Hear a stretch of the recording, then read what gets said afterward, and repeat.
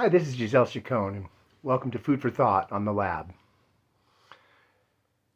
When you put in a vintage tape emulation, your TAC 3340, your Studer 99, and you crank the bias and the input gain and the bass and the treble in and out of the emulation, you get all that warm vintage saturation, and add a little wow and flutter there, and you get yourself really dialed into that vintage sound. I just want to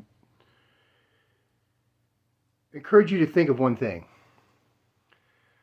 Engineers did not set up tape machines like that. Recording sessions were not recorded like that.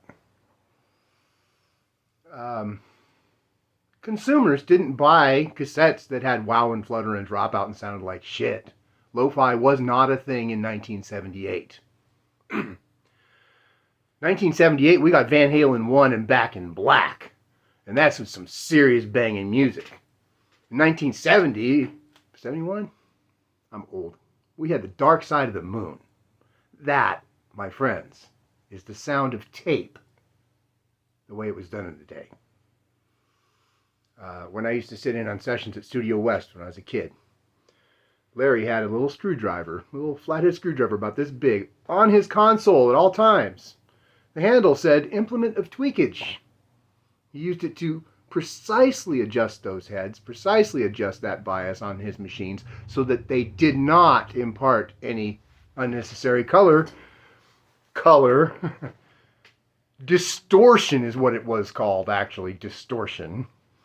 They didn't want saturation. That wasn't a thing.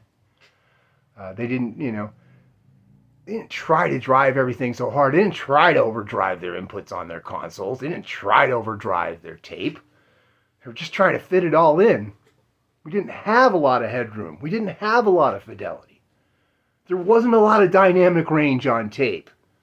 That stuff happened by accident because of the medium, but everybody did everything we could to keep everything as clean and pristine as possible. And the most celebrated tape recordings of all time is because they're so clean. That's why The Dark Side of the Moon is a masterpiece. I don't expect to see one comment saying it's not. And that's, if you think about it, pretty amazing.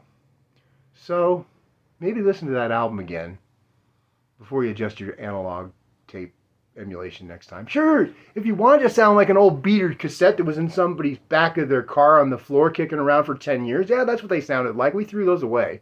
But I get there's artistic reasons for using this stuff and abusing this stuff. Otherwise, you never would have found out about the Pultec trick or overdriving your bass into a 1073.